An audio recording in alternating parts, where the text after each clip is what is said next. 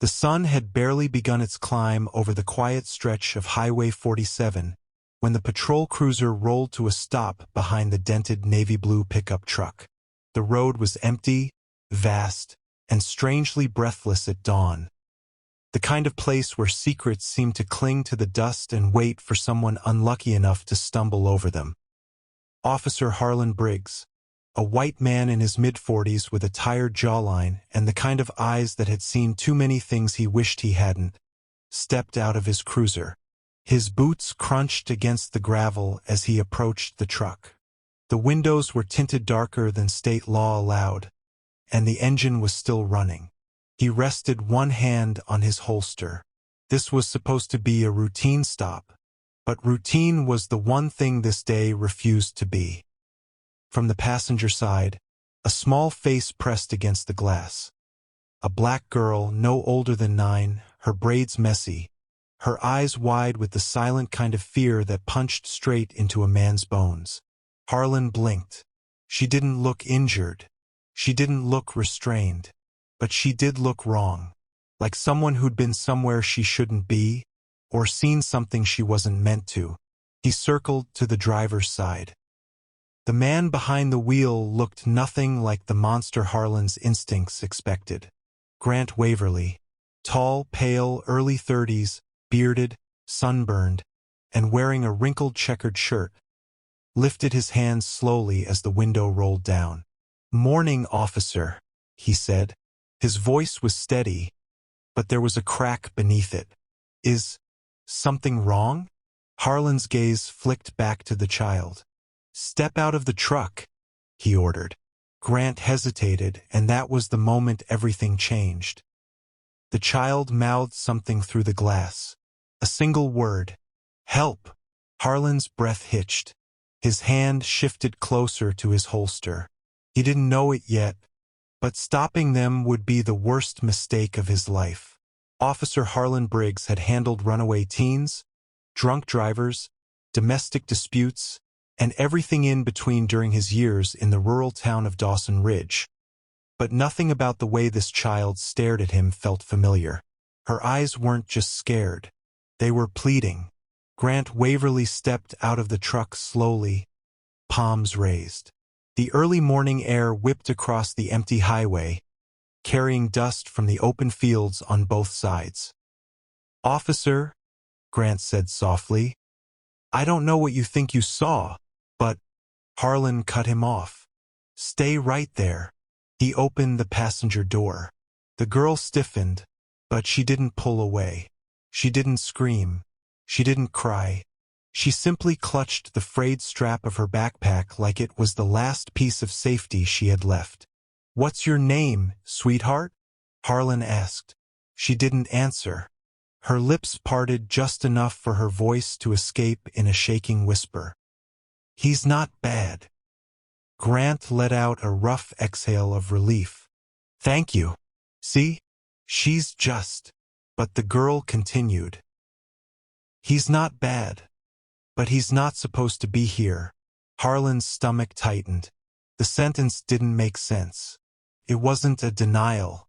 It wasn't an accusation. It was a warning. "Where are your parents?" Harlan asked. She shook her head. "Where are you coming from?" Another shake. "Did he hurt you?" For the first time, the girl looked away. Not at Grant. Not at the ground. But at the wide, empty fields behind them, as if expecting someone or something to rise out of them. Grant sighed sharply. "Officer, she hasn't spoken much since I found her. I'm trying to take her to—" "To where?" Harlan pressed. Grant hesitated, just long enough for that uneasy cold to creep down Harlan's back. "To town," Grant finally said. She was wandering by the edge of the Ridgewood woods, shoes torn, crying. "I couldn't just leave her." Harlan studied him, really studied him. Grant's clothes were dusty. His hands were scraped. His truck bed contained camping gear, an empty cooler, and a crumpled flannel shirt. He didn't look like a kidnapper.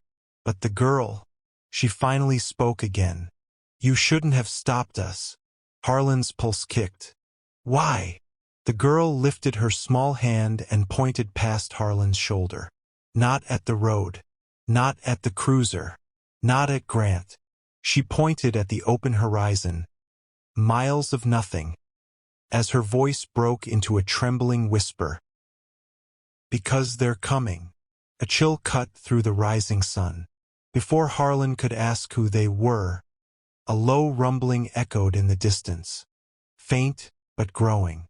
The kind of sound you didn't notice until it was too late. Grant paled. The girl curled tighter into herself. And Harlan turned toward the noise, hand already reaching for his weapon. Something was coming down that lonely stretch of highway. Something fast. Something wrong. And the worst part?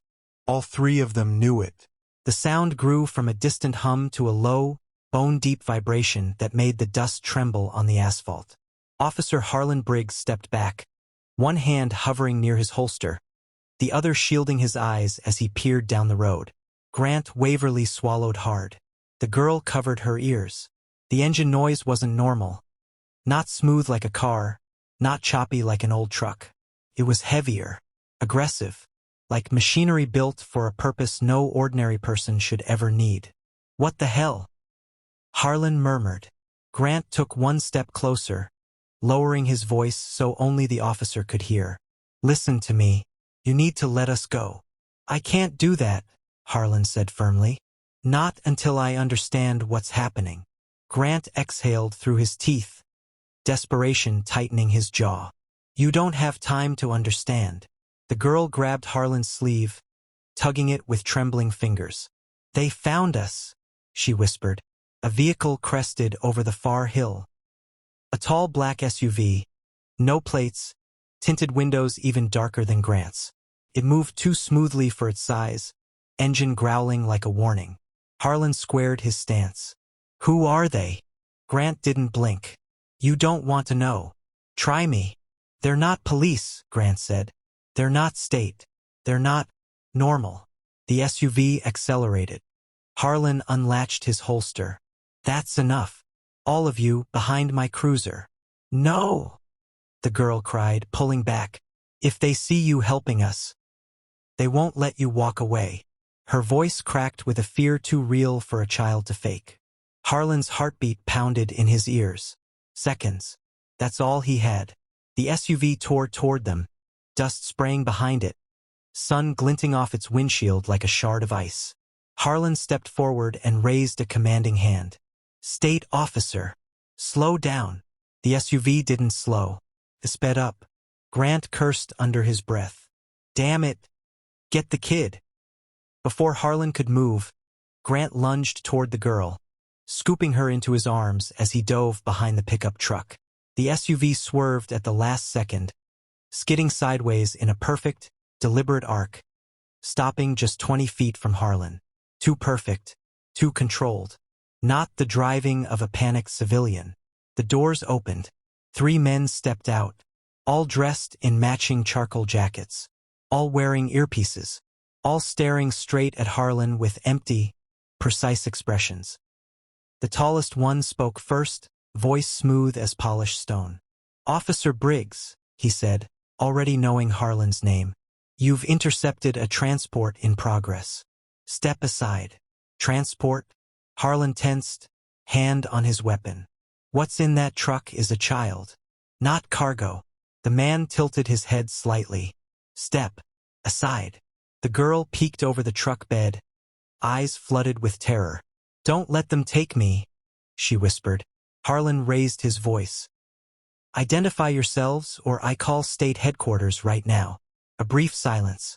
Then, you won't get a signal, the man said calmly. We disabled your tower 10 minutes ago. That single sentence hit harder than a punch. They knew his name. They knew his location. They knew his options. Grant slowly rose behind the truck, shielding the girl. The man in the charcoal jacket shifted his stance, ever so slightly. It was the kind of movement a predator made before closing distance. Harlan steadied himself. The SUV men spread out in silent unison, forming a triangle around him. The morning air thickened with tension. The highway felt smaller. The world felt quieter. And Harlan Briggs realized, with a sinking dread, that he hadn't stumbled into a misunderstanding. He'd stepped into someone else's operation. Someone dangerous. Someone organized. Someone who wasn't leaving without the child. The three men in charcoal jackets stood impossibly still, like shadows cut from steel. Their formation was deliberate, one slightly ahead, two to the sides, closing off every angle of escape. Officer Harlan Briggs had seen tactical units move. These weren't ordinary operatives. Their silence alone felt weaponized. Harlan kept his hand near his holster, but he didn't draw. Not yet. The man in front, the one who clearly held authority, took a careful step forward. "Officer Briggs," he said, voice unervingly calm, "you are interfering with a secured retrieval. Step aside and no harm will come to you." Harlan stood his ground. "I won't let anyone take a child without an explanation." "She's not your concern," the man replied. "She is when she's terrified." The man exhaled softly, as though annoyed by an insect buzzing near his ear. He touched the device in his ear, murmuring something too quietly to hear. The other two operatives stiffened in perfect synchronization. Grant Waverly moved from behind the truck, keeping the girl pressed protectively against his side. "You don't want to do this," Grant warned. "Just get in your SUV and go." One of the operatives glanced at him, eyes empty. "You should not have taken her from the forest." Grant bit down a curse. "So you were tracking us?" The operative's face didn't change. "We were tracking her." The little girl shook uncontrollably now, her breath hitching as she clutched Grant's sleeve like it was the last safe thing in the world. Harlan steadied himself. "Tell me who you work for." The leader's gaze sharpened. "That's above your clearance." Clearance. No civilian agency used language like that with rural highway police. The man lifted a hand, fingers twitching once.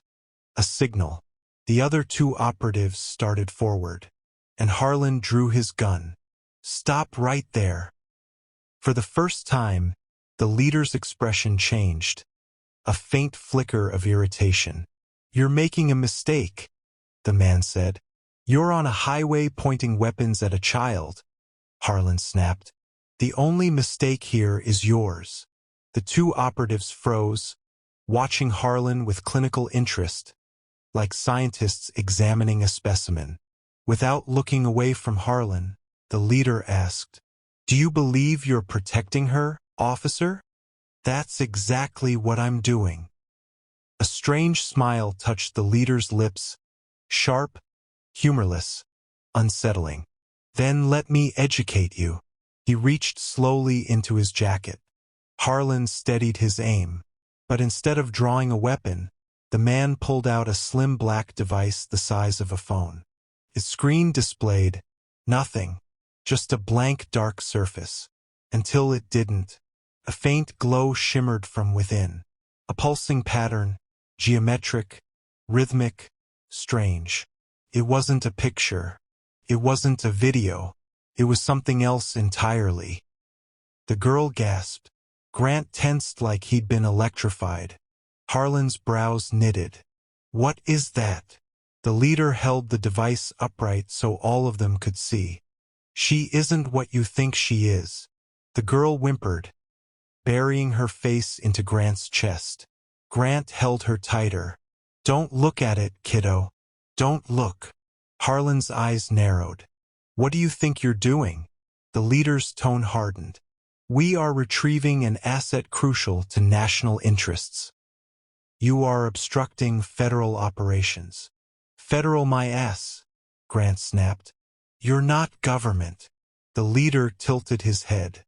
"But you know who we are." Grant didn't answer, which was answer enough. Harlan shifted his stance. "What does any of this have to do with a child?" The leader's gaze cut to the little girl. "She isn't just a child. And the longer she remains uncontained, the more dangerous she becomes. The girl shook her head violently. No, no, no, no, and no. Grant dropped to her level, cupping her face gently. Hey, look at me. You're okay. Nobody's taking you. The device in the leader's hand pulsed again. The wind seemed to shift with it. A strange static crackled across the air, faint but unmistakable, raising goosebumps across Harlan's arms. The leader locked eyes with him. This is your last warning. Harlan raised his weapon fully. And this is yours. For a moment no one breathed. Dust drifted. The engine ticked. The horizon shimmered under the rising sun. Then, a sound shattered the standoff. Not a gunshot, not a scream, but something far worse. A low, resonant boom rolled across the fields. Not from the SUV, not from the highway, but from the woods behind them. The girl's head jerked up, eyes wide with sheer terror. They're early, she whispered. Grant stiffened. Oh God! Harlan blinked. Who's early? The girl grabbed his wrist with both hands, fingers ice cold.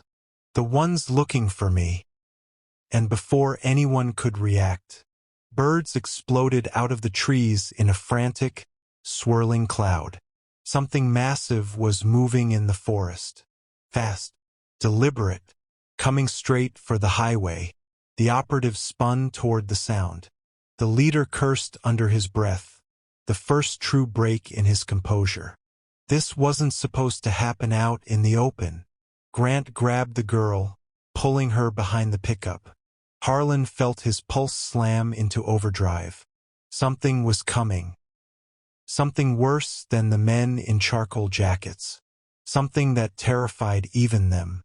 And for the first time that morning, the operatives looked afraid. The sound from the woods grew into a violent tremor, shaking the earth under their feet. Pine branches snapped like brittle bones. Birds fled in frantic spirals. A deep rumble pulsed through the air, so heavy and unnatural that Officer Harlan Briggs felt it in his teeth. Whatever was in those trees, it wasn't an animal, it wasn't a vehicle, and it wasn't human. The three operatives instinctively shifted formation, no longer facing Harlan or Grant, but facing the treeline, weapons drawn in a motion so synchronized it bordered on mechanical. The leader hissed into his earpiece. Unit 2, confirm position. You were supposed to intercept before. Static answered him. Thick, choking static. His expression tightened. They're jamming us. Grant felt the girl trembling violently in his arms. Is it them? He asked her softly. Is it the same thing from last night? She didn't answer. She couldn't even look at the trees. Harlan forced his voice steady. What's in there? Grant swallowed. You wouldn't believe me. Try me. A violent crack split the air. A tree, a full-grown, decades-old pine, snapped clean in half and toppled forward, slamming into the ground with the thunder of an earthquake. Dirt blasted upward in a brown cloud.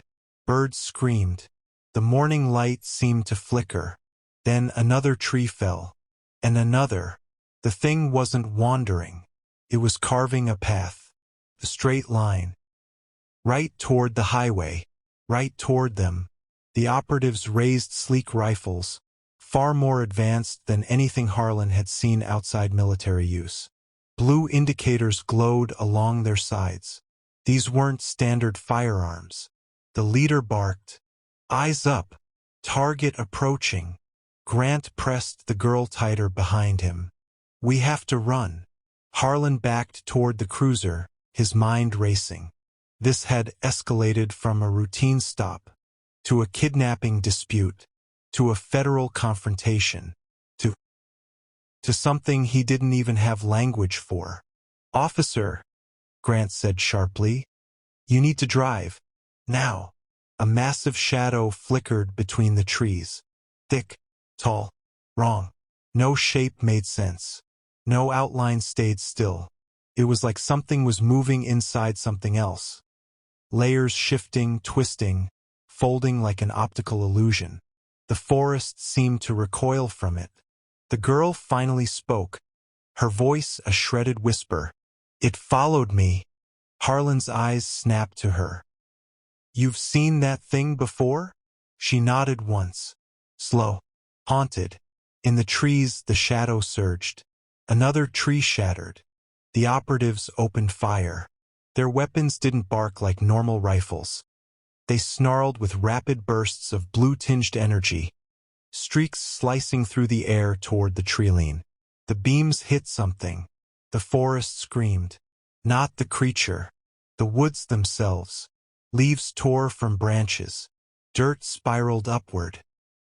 Light warped unnaturally as a deep, guttural roar erupted from the shadows. A sound so ancient and violent that Harlan staggered backward. Grant grabbed the officer's arm, pulling him toward the truck. "They can't stop it." "Stop what?" Harlan demanded, but it was too late for answers. The creature burst from the treeline. Not fully, just a portion, a limb or a mass or a shape that refused to align into anything recognizable.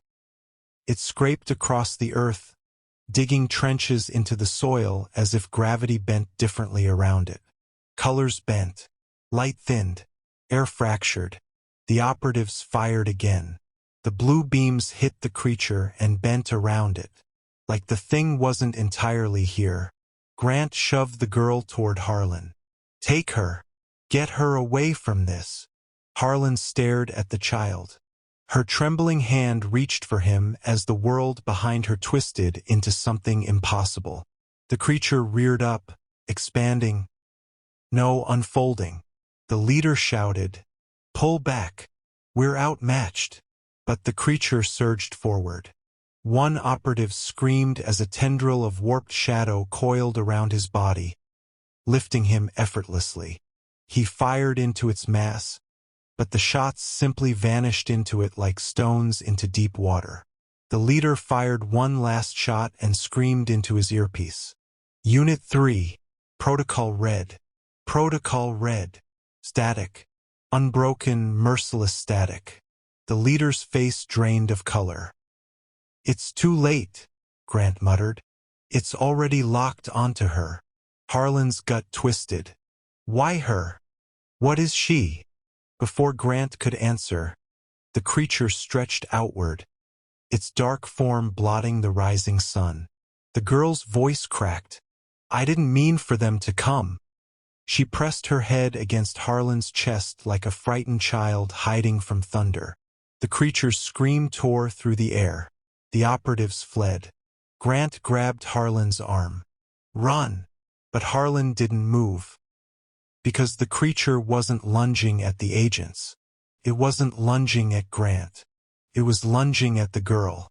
In a burst of instinct, Harlan scooped her up and sprinted toward the cruiser. The creature barreled after them, trees shattering in its wake. And as Harlan slammed the cruiser door shut and jammed the key into the ignition, the girl whispered the words that chilled him to the bone. "It's my fault they're here. I brought it with me." The creature struck the highway behind them, and the chase began. The garage light flickered twice before settling into a faint, steady glow, just bright enough to paint the edges of the room in a soft yellow haze. The handyman stepped back from the ladder, wiping the dust from his palms as the woman watched with a relieved but awkward smile. The tension from her strange compliment still lingered in the air like a stubborn shadow. But outside, someone else was watching. Across the street, tucked behind the curtains of a dimly lit living room, a neighbor leaned forward with narrowed eyes. He had seen the handyman arrive earlier, saw him step into the garage, saw the woman close the door behind them, and now every suspicious thought he'd ever harbored began stitching itself together in his mind. "Something's not right," he muttered under his breath. He wasn't a bad man, just a man who always assumed the worst. And assumptions, when mixed with fear, can become dangerous. He lifted his phone slowly. Click. He took a picture.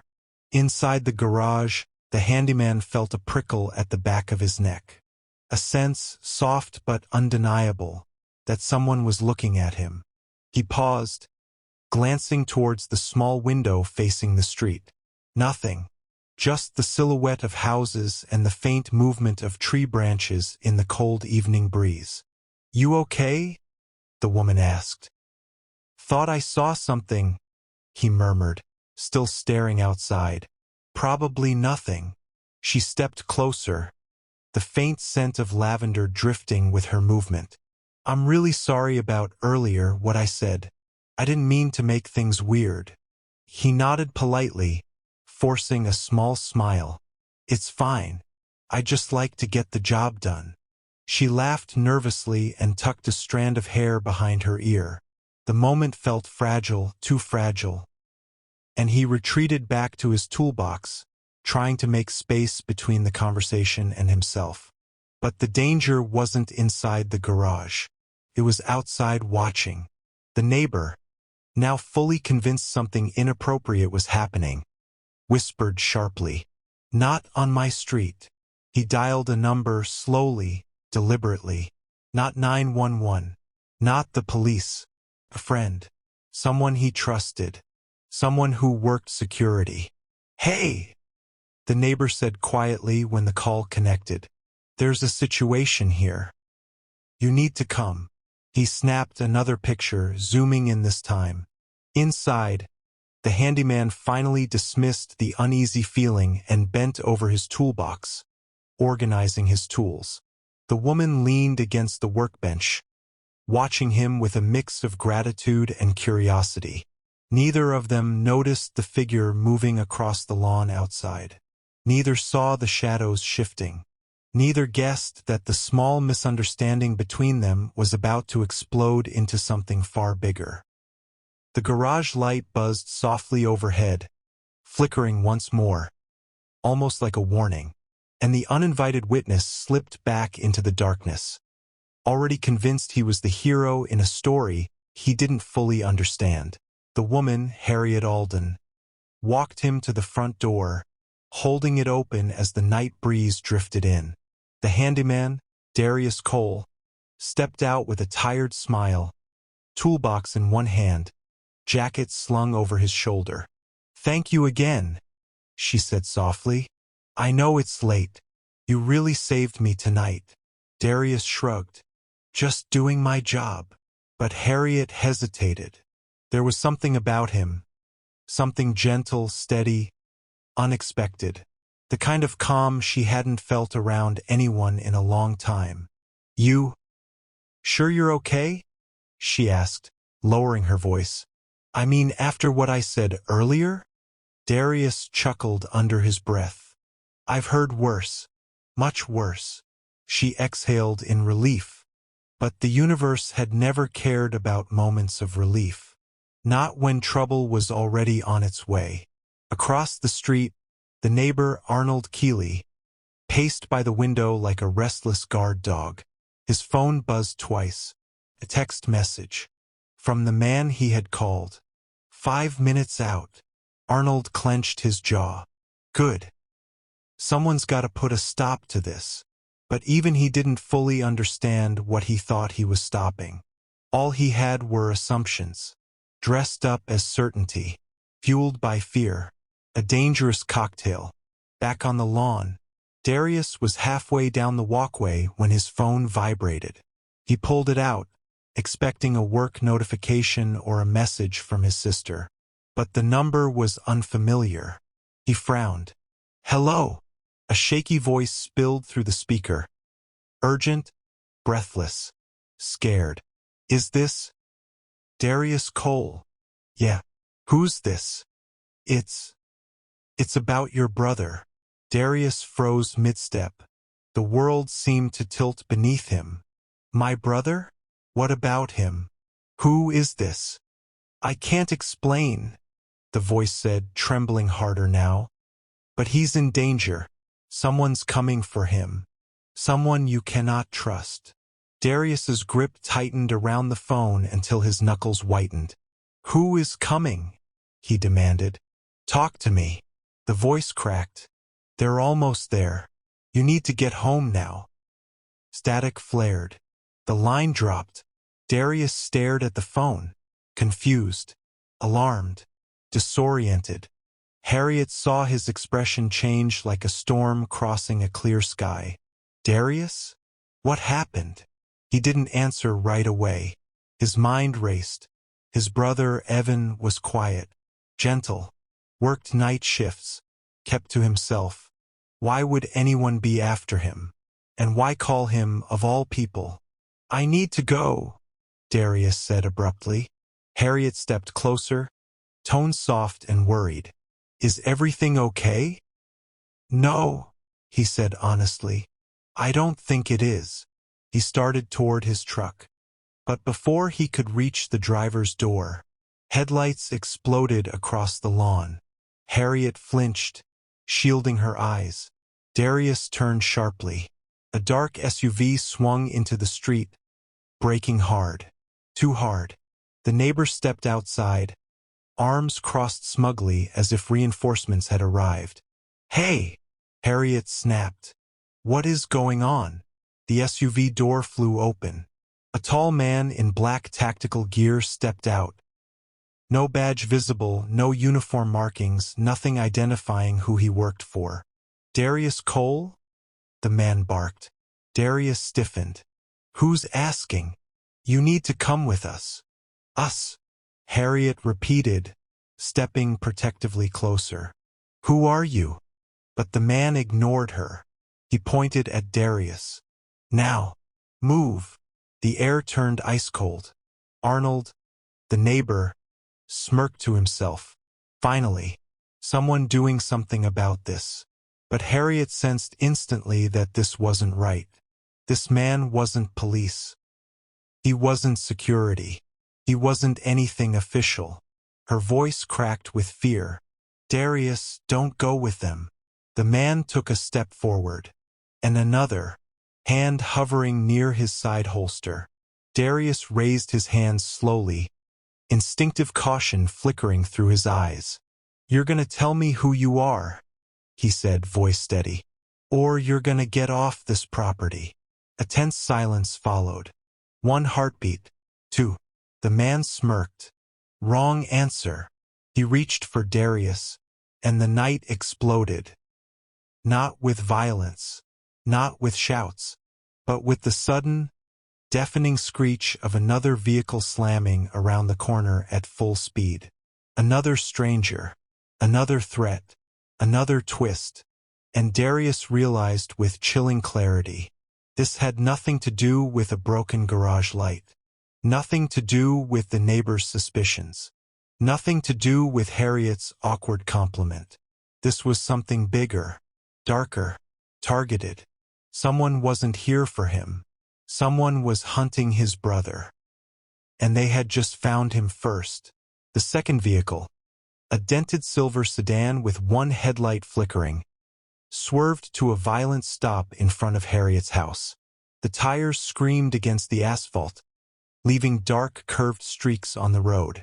The man in tactical gear snapped his head toward it. Harriet grabbed Darius's arm, instinctively pulling him closer. Darius? Who are these people? I don't know, he whispered, though the pounding in his chest felt like a drum trying to punch through his ribs. But that car. His eyes narrowed. I know that car.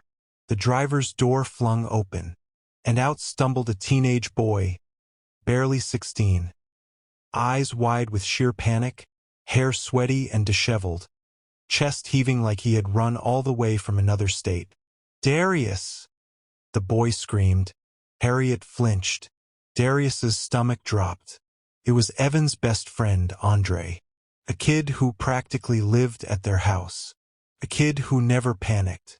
A kid who never raised his voice unless someone unplugged the Wi-Fi. Now he looked like he'd been running from death itself. Get in the car, Andre yelled, waving frantically. Now, both of you. The man in tactical gear cursed under his breath and sprinted toward the boy. Hey, get back here. But Andre dove back into the sedan and yanked open the passenger door for Darius. "They found Evan!" he screamed. "They got him! They got him, Darius!" The world stopped. Harriet felt the breath leave Darius's lungs. Not slowly, not gently, but violently, like someone had ripped the air right out of his chest. "No," he whispered. "No. Andre. Who found him?" Andre's voice cracked so hard it was almost a scream. "The same people who are after you." The man in tactical gear reached the sedan and slammed his fist against the window. "Kid, open this door." Andre floored the gas instead. The sedan lurched forward, fishtailing wildly as the tactical man dove out of the way. The SUV behind him roared to life, tires spinning into a chase. Harriet grabbed Darius's hand. "Gio!" she shouted. "Now!" But Darius hesitated just 1 second, 1 heartbeat. "Harriet! Get inside and lock the—" "Darius!" Andre screamed from the street. "There's no time." Harriet shoved him with both hands. "Go!" It was instinct. It was survival. It was the only choice left. Darius sprinted toward the speeding sedan as the SUV peeled after it. Harriet watched, heart racing, as Darius dove into the open passenger door at the last possible second. The sedan jerked, swerved, and shot down the street with both men inside. The SUV barreled after them, the tactical man shouting into a radio as he jumped back behind the wheel. And within 5 seconds, the entire street erupted into a high-speed chase, disappearing into the night, leaving Harriet standing alone in her front yard, shaking, breathless, terrified, when a soft click behind her made her turn. The neighbor, Arnold Keeley, stood on her porch, hands in his pockets, expression grim. "You just made a terrible mistake," he said coldly. Harriet staggered back. "Arnold, what are you talking about?" Arnold stepped forward until the porch light cast sharp shadows across his stiffened face. "You shouldn't have helped him." Harriet's pulse thundered in her ears. "And why?" she whispered. "Shouldn't I have?" Arnold looked at her like she was a naive child in the middle of a battlefield she couldn't see. "Because," he said quietly, "you have no idea who that man really is, or what he's running from." Harriet swallowed hard. "And you do." Arnold didn't blink. "More than you think." The night fell utterly silent around them as the truth lodged itself between them like a sharpened blade. And Harriet knew this wasn't over. Not even close. The night pressed thick and suffocating as Harriet stared at Arnold, trying to understand the sudden darkness behind his eyes. The same man who borrowed her ladder, who watered his lawn at 6 a.m. sharp, who waved at passing kids, now stood at the edge of her porch like a warning carved in human form. "Arnold," Harriet whispered, "you're scaring me." He didn't blink, didn't shift, didn't hesitate. "You should be scared." A chill slid down her spine. "What do you know?" She pressed, her voice barely steady. Arnold tilted his head, studying her like a problem he didn't want to solve. "Let's go inside." "No," Harriet snapped, stepping back. "You tell me right here." He exhaled sharply, irritated, almost offended, and shoved his hands deeper into his coat pockets. "Fine." He looked down the street, as if checking to see whether anyone else was watching. Then he leaned in just enough that Harriet could smell the faint hint of coffee on his breath. "That man you let into your house? Darius Cole." Harriet swallowed. "Yes. He's being watched, followed, monitored. Has been for months." Harriet stiffened. "By you?" "By a lot of people," Arnold said quietly. "And not the kind who take notes and fill out paperwork." She felt her breath catch. "Why?" Arnold's jaw flexed. "That brother of his, Evan? You've probably seen him around. Quiet. Keeps to himself. I know who he is, Harriet said. Well, Arnold paused, eyes narrowing. He's not what you think. Harriet's heartbeat stumbled. What are you implying? I'm not implying. His voice dropped, almost a growl. I'm telling you. He took a step closer. Evan crossed people he shouldn't have crossed. Dangerous people. Secretive people. The kind who don't knock before coming inside. Harriet tried to make sense of it. But Evan's a kid. He works part-time at the hardware store. He's shy. He barely talks to anyone. And that, Arnold said, is exactly why he was useful to them. Harriet's eyes widened. Useful how? Arnold leaned close enough that his words struck her skin like cold air. He stumbled onto something he was never meant to see. Harriet's breath hitched. What did he see? Arnold shook his head. That's the thing. He never told Darius. Didn't tell anyone. Too scared. But when he realized they were after him, he bolted. And Darius? He's the only person Evan trusts. Which means... Arnold's voice went low, grim. They're coming for him now. Harriet felt the porch sway beneath her. Everything, the awkward compliment, the flickering garage light, Darius's uneasy glance at the window, the strange phone call, the SUV, Andre's scream, all of it flipped into chilling clarity. She whispered, horrified, So, those men, they weren't here for Darius? They weren't here for him, Arnold said. At first, he looked her dead in the eye. But now? They think Darius knows where Evan is, or what he knows, and that puts all of you in the crosshairs. Harriet's mouth went dry. Does that include you? She whispered. Arnold finally blinked. Something subtle, too subtle, shifted in his expression. You should go inside, he said calmly. Lock your doors. Turn off your lights. Don't answer for anyone. Harriet took a shaky step back toward the door. And Arnold? He paused. How do you know so much? She asked. A long silence formed between them. Then Arnold gave her a tight, humorless smile. Because, he said, I used to work for the same people who were chasing him. Harriet felt the world tilt. Used to. Used to, Arnold repeated firmly. But once you leave them, they never really let you go. He turned away and walked toward his house without another word. Harriet didn't move for a long moment, didn't breathe, until she finally backed inside and slammed the door shut, locking every bolt her shaking hands could reach. Her pulse hammered in her ears. Her mind raced, and the fear that gripped her chest wasn't just for herself. It was for Darius. It was for Evan.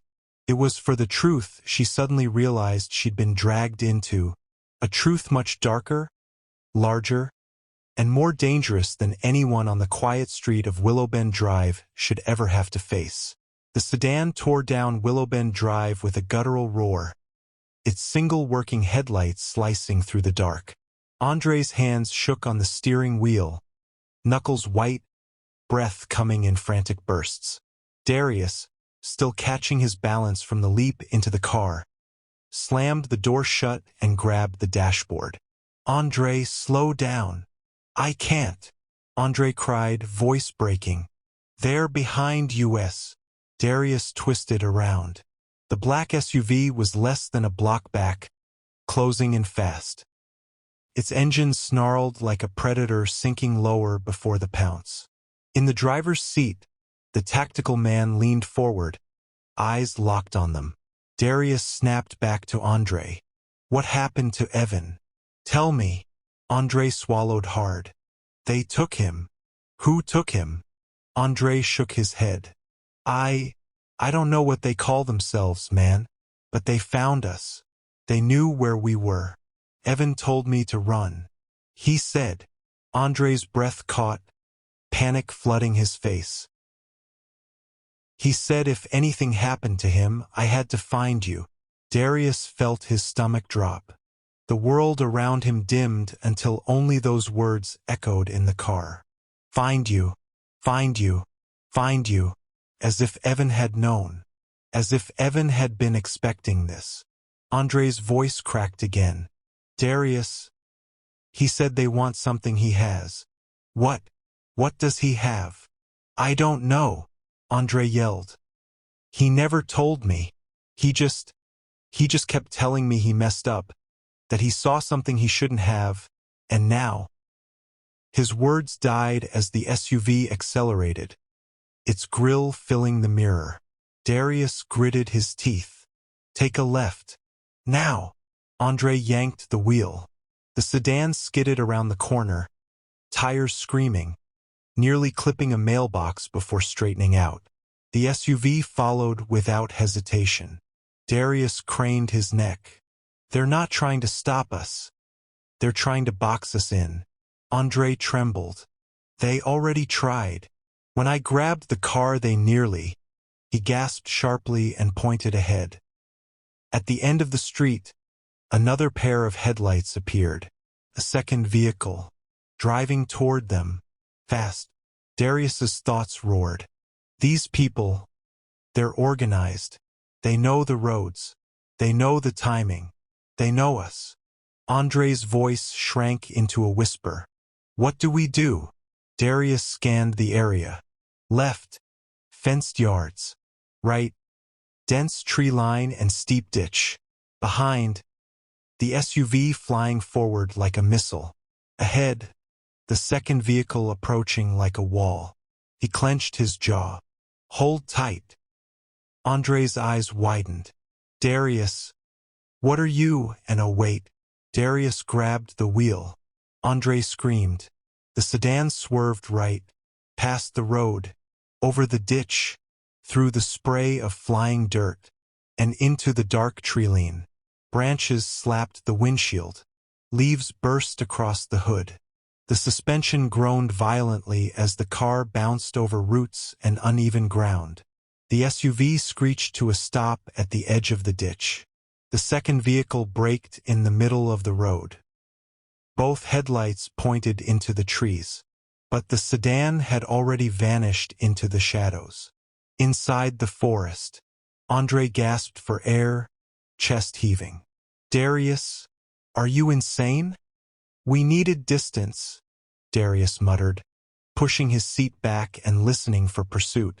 These woods go on for miles. They can't follow us in here with those heavy SUVs.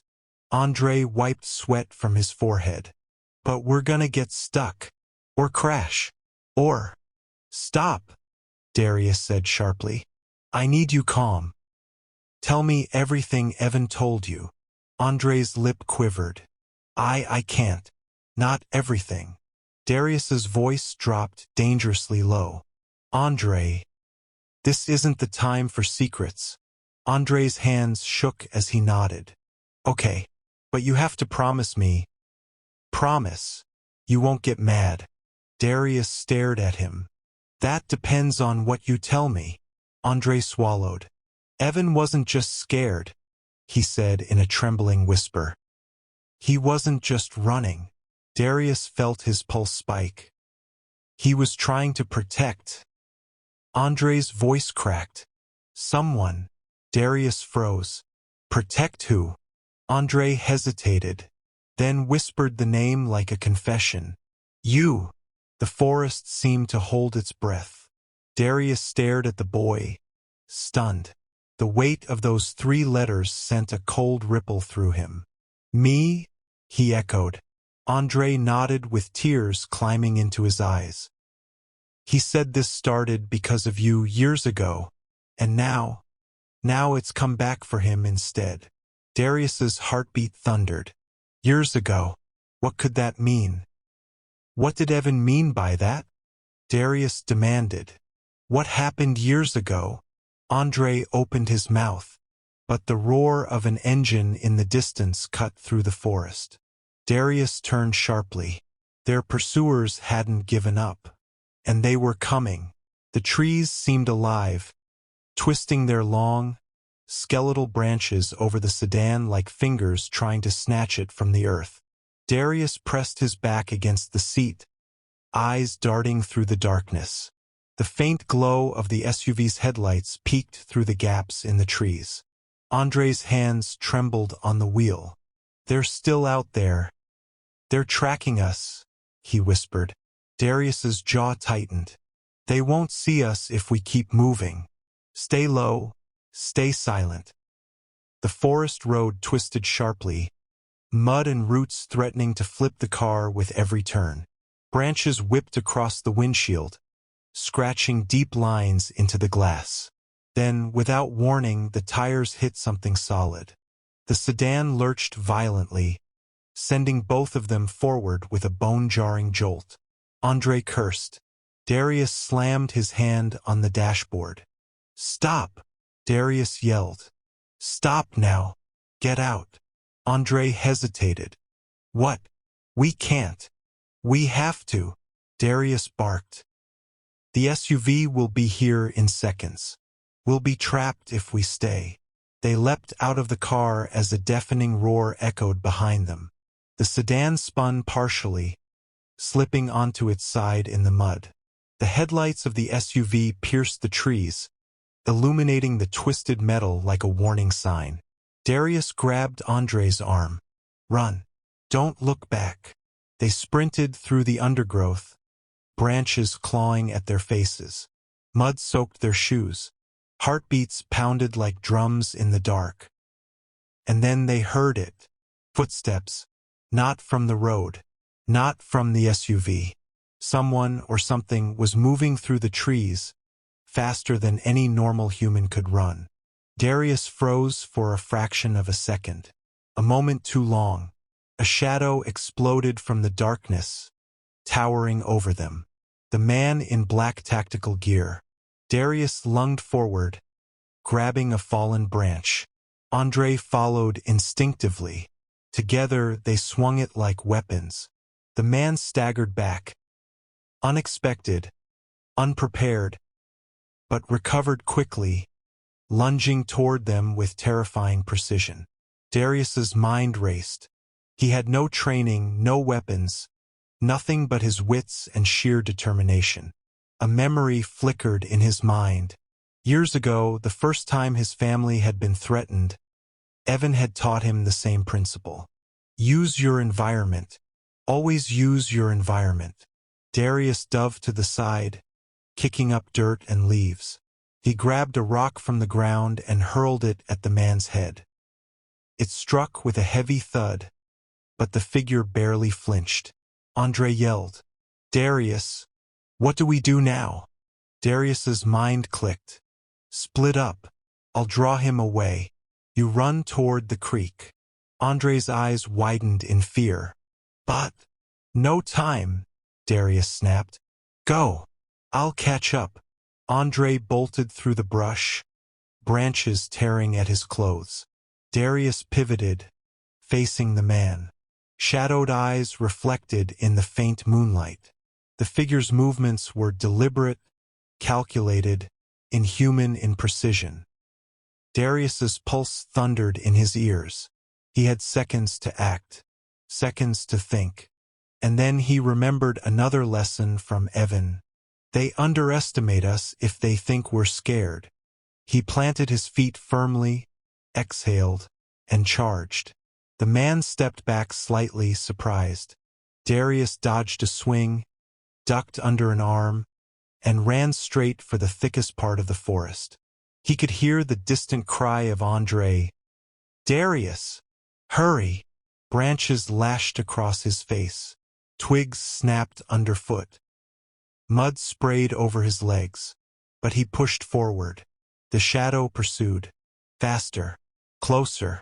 Every step felt like a countdown. Then, through the chaos, the glint of a creek appeared. Andre's silhouette on the bank. "Andre!" Darius yelled. Andre turned, relief flashing across his face. "Now!" Darius sprinted, leaping over rocks and debris, plunging into the freezing creek. The current pulled at him, knocking the wind out of his lungs. But it also masked their scent, hid their movements, and slowed the shadow pursuing them. The man reached the creek bank but hesitated.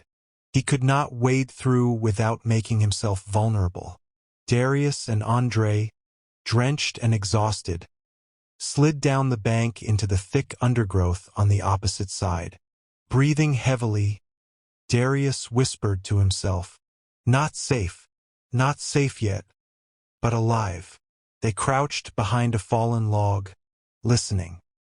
The night was eerily silent now, save for the gentle rushing of the creek. Andre exhaled shakily. "Do you think he's gone?" Darius shook his head. "They're organized. They know we're here. That wasn't just one person. There's more. And they won't stop until they get Evan. Or us." Andre swallowed. "But why him? Why Evan?" Darius's mind raced, connecting the dots. Evan must have stumbled onto something. Something big. Bigger than either of them imagined. Bigger than anyone in Willowbend knew. And now it was their turn. Darius clenched his fists. "We're not just running anymore. We need a plan." Andre nodded, trembling but determined. "Yeah. But where do we even start?" Darius's eyes caught the faint glimmer of a cabin, half hidden through the trees, moonlight reflecting off its weathered roof. He exhaled slowly. "Over there," he said quietly. "Somewhere to hide, somewhere to think, somewhere to fight back." The creek carried their whispers and footsteps as they moved silently toward the unknown shelter, unaware that the shadows in the trees had already regrouped, plotting their next move. And somewhere deeper in the night, Evan waited. And the secrets he carried were worth more than anyone could imagine. The cabin was small, almost invisible among the thick forest. Its wooden walls were weathered, moss creeping along the beams like nature's camouflage. Darius and Andre approached cautiously, crouched low to avoid detection. Every snapping twig, every rustling leaf, made their hearts leap. "Are you sure this is safe?" Andre whispered, his voice barely audible over the rushing creek. "Safe," Darius echoed, eyes scanning the shadows. "Nothing about tonight has been safe. But it's better than the creek, and it gives us a chance to figure out what we're dealing with." Andre nodded reluctantly. Together, they pushed open the cabin door. It groaned on its hinges, sending an echo through the forest that made them freeze. Inside, the cabin was empty, dusty, abandoned, but it had a fireplace, a few broken chairs, and a small loft, enough for them to hide, at least for the moment. Darius dropped to the floor, pressing his back against a wall. Andre slumped next to him, trembling. "We can't stay here long," Darius muttered, scanning the room. "They'll search the woods eventually, and if they have eyes on Evan, we're next." Andre swallowed hard. Do you think Evan is okay?" Darius closed his eyes, thinking. He has to be. Whatever he found, whatever they're after, he knew the risk. That's why he ran. That's why he trusted us. And now, we have to finish what he started. Andre blinked, confused. Finish? How? We don't even know what he found. Darius reached into his backpack and pulled out a small stack of papers that Evan had handed him months ago. Notes, scribbled diagrams, maps. Half of it looked like random nonsense to anyone else, but to Darius it was a puzzle. "This," Darius said, spreading the papers across the dusty floor, "is why they came for Evan. This is bigger than money, bigger than revenge. This could ruin them." Andre leaned over, squinting. "Who are they?" Darius shook his head. "I don't know exactly, but whatever Evan stumbled on, it's dangerous. They've been tracking him for months, and now they think we know too much." Andre swallowed hard. So, we're targets. Darius nodded grimly. Targets. But we're not going to run forever. We need a plan. And we need to find Evan before it's too late. The wind howled outside, rattling the cabin. Darius felt a chill run down his spine. The forest wasn't just hiding them, it was watching. And somewhere in the darkness, the people hunting them were regrouping, preparing for the next move. Darius picked up one of Evan's maps. It had marks all over it, locations, codes, numbers. A small X in the corner caught his eye. "This," he whispered, tracing the mark with his finger, "is where Evan went, and where we're going next." Andre leaned closer. "You're sure? We don't even know what's waiting there." Darius nodded. "I know. But if we don't go, Evan might not survive the night. And whatever he discovered, it could be the only way to stop them." The two boys sat in tense silence, listening to the forest breathe around them. Every snapping branch, every whisper of wind reminded them that time was against them. They had no weapons, no backup, and no guarantee they would make it out alive. But Darius clenched his fists. He had never backed down from a fight, never let fear control him. And tonight, with Andre by his side, he knew one thing with certainty. They were going to find Evan, and they were going to uncover the truth, no matter the cost. Outside, the shadows shifted. The tactical man from the SUV wasn't alone. Others emerged, moving silently through the trees, surrounding the cabin. The hunt was far from over. Inside, Darius and Andre didn't know how close they were to the edge of a trap, or that Evan's secret would change everything they thought they knew about their quiet town. The night pressed thick and suffocating as Harriet stared at Arnold, trying to understand the sudden darkness behind his eyes. The same man who borrowed her ladder, who watered his lawn at 6 a.m. sharp, who waved at passing kids, now stood at the edge of her porch like a warning carved in human form. "Arnold," Harriet whispered, "you're scaring me." He didn't blink, didn't shift, didn't hesitate. "You should be scared." A chill slid down her spine. "What do you know?" She pressed, her voice barely steady. Arnold tilted his head, studying her like a problem he didn't want to solve. "Let's go inside." "No," Harriet snapped, stepping back. "You tell me right here." He exhaled sharply, irritated, almost offended, and shoved his hands deeper into his coat pockets. "Fine." He looked down the street, as if checking to see whether anyone else was watching. Then he leaned in just enough that Harriet could smell the faint hint of coffee on his breath. "That man you let into your house? Darius Cole?" Harriet swallowed. "Yes. He's being watched, followed, monitored. Has been for months." Harriet stiffened. "By you?" "By a lot of people," Arnold said quietly. "And not the kind who take notes and fill out paperwork." She felt her breath catch. "Why?" Arnold's jaw flexed. "That brother of his, Evan? You've probably seen him around. Quiet. Keeps to himself." "I know who he is," Harriet said. "Well," Arnold paused, eyes narrowing. "He's not what you think." Harriet's heartbeat stumbled. "What are you implying?" "I'm not implying." His voice dropped, almost a growl.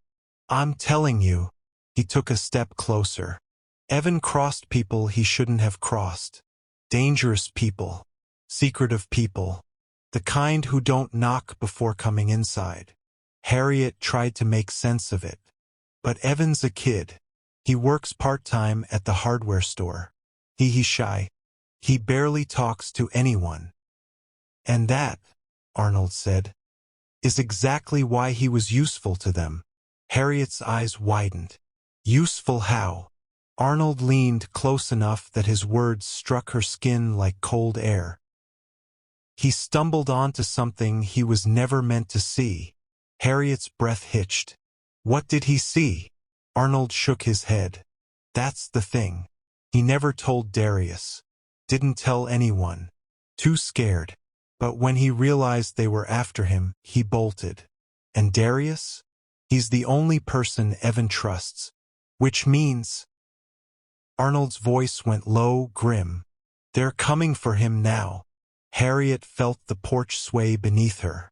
Everything, the awkward compliment, the flickering garage light, Darius's uneasy glance at the window, the strange phone call, the SUV, Andre's scream, all of it flipped into chilling clarity.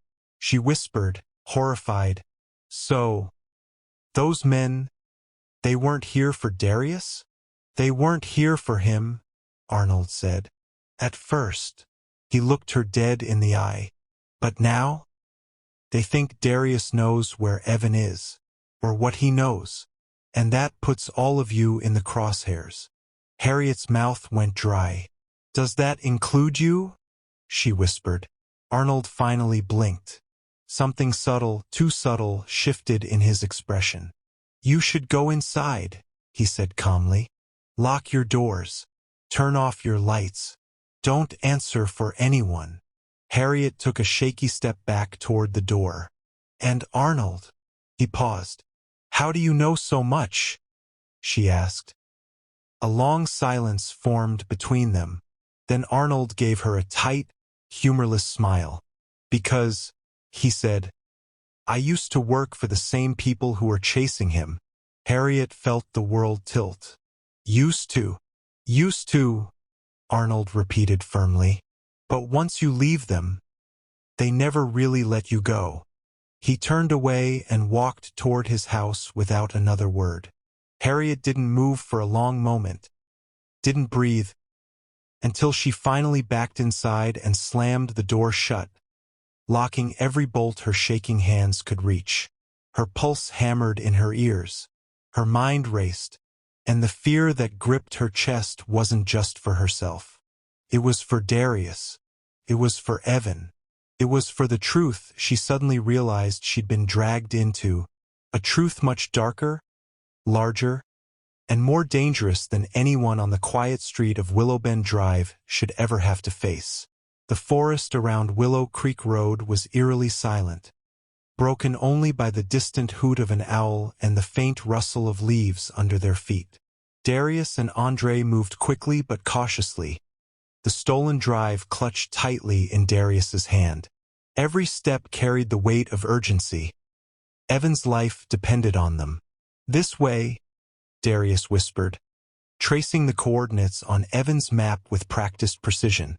"There's an old maintenance shack by the creek. He could be hiding there." Andre shivered in the cold night air. "Do you think he's okay?" "They could've." Darius cut him off.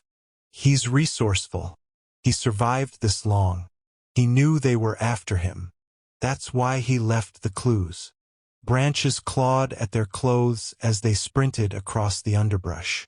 The moonlight illuminated a small, decrepit shack partially concealed behind a thicket. Its wooden walls were covered in ivy, and a faint light flickered from a single window. "Over there," Darius whispered. Inside the shack, they slid the door open quietly, revealing Evan hunched over a table, surrounded by papers, notebooks, and an open laptop. His face lit up with relief when he saw them. "Darius! Andre! You made it!" Evan exclaimed, his voice a mix of excitement and exhaustion. "I didn't think anyone could follow the trail that far." Darius smiled briefly. "We couldn't leave you, but we need to move fast. They're looking for you, and now they know we have the files." Evan's eyes widened. "You took the files?" "The Project Helix documents." Darius nodded. "All of them. Now, we need to get out of here and find a safe place to expose everything." Andre looked around nervously. "What if they follow us?" Evan shook his head. "I've set up a backup. If they track these signals, they won't find the evidence. But we need to be careful. Someone's already been inside my digital network. They know more than we think." Darius clenched his fists. Then we make sure they don't know anything else. We protect the evidence, and we protect you. The ambush. Suddenly, a loud crash echoed through the trees outside. Darius's heart stopped. Footsteps, dozens of them, surrounded the shack. "They're here," Andre whispered, panicked. Darius moved in front of Evan and Andre. "Stay calm. Stay quiet. Follow my lead."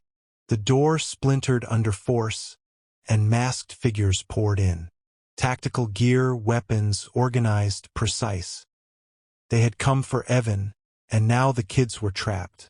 Darius glanced at the laptop. A plan clicked in his mind. "Evan, the drive. Can we duplicate it and make it undetectable?" Evan nodded quickly, typing furiously. Within moments, they had created a secure, encrypted copy of the evidence. Darius grabbed the drive, pocketing it. The leader of the masked figures stepped forward, towering, his voice low and menacing. "Step aside, kids. This ends tonight." Darius met his gaze. "It ends when the truth comes out, not before." Andre flinched as a figure lunged toward them, but Darius was ready. He grabbed a nearby chair and swung it with all his strength, sending the attacker sprawling into a stack of crates. Evan tossed a small smoke bomb from his backpack, filling the room with thick, blinding smoke. The attackers coughed and shouted, disoriented. "Go!" Darius shouted. "Follow me." They bolted through a side exit, crashing into the forest. The masked figures scrambled after them, but the smoke slowed their pursuit. Through the woods, branches tore at their clothes and faces as they ran. The forest, once silent, now echoed with the sounds of pursuit. But Darius's mind was sharp. Using Evan's map, he led them through a series of narrow paths only someone with careful preparation would know. "We're almost there," Darius whispered. "One more turn, and we reach the safe house. They won't find us there." Andre gasped for breath. "I can't keep up." Darius grabbed his arm. "Yes, you can. Just a little further. Stay focused." Evan kept pace, carrying a small backpack filled with essential documents. His eyes, though tired, were fierce with determination. Finally, they broke through the final thicket into a clearing. A modest, reinforced cabin sat in the center. Lights flickered inside, and the sound of people moving suggested it was occupied, but in a good way. Allies, friends, people who could help. They burst inside, slamming the door behind them. Safe, for now, revealing the truth. Evan exhaled, his body sagging with relief. "I thought I'd have to go it alone." Darius smiled grimly. "Not anymore. We're in this together. And now, it's time to expose Project Helix. All of it. No hiding, no more running." Andre looked at the files Darius held. "We can really do this? Take down all of them?" Darius nodded. "We have the evidence, the proof, and the plan. Now it's about getting it to the right people before they come back for us." Outside, the wind howled through the trees. But inside the cabin, the three of them stood together, united, determined, and ready to finish the fight. The real battle was only beginning. The safe house was quiet, yet tense, as the three of them huddled around a battered wooden table. Darius, Evan, and Andre had spent the last hour strategizing. Every detail mattered. One wrong move and everything they had fought for would be lost. Evan laid out the encrypted files on the table. "This is everything. Contracts, financial records, names of collaborators, even communications about us. It's all here."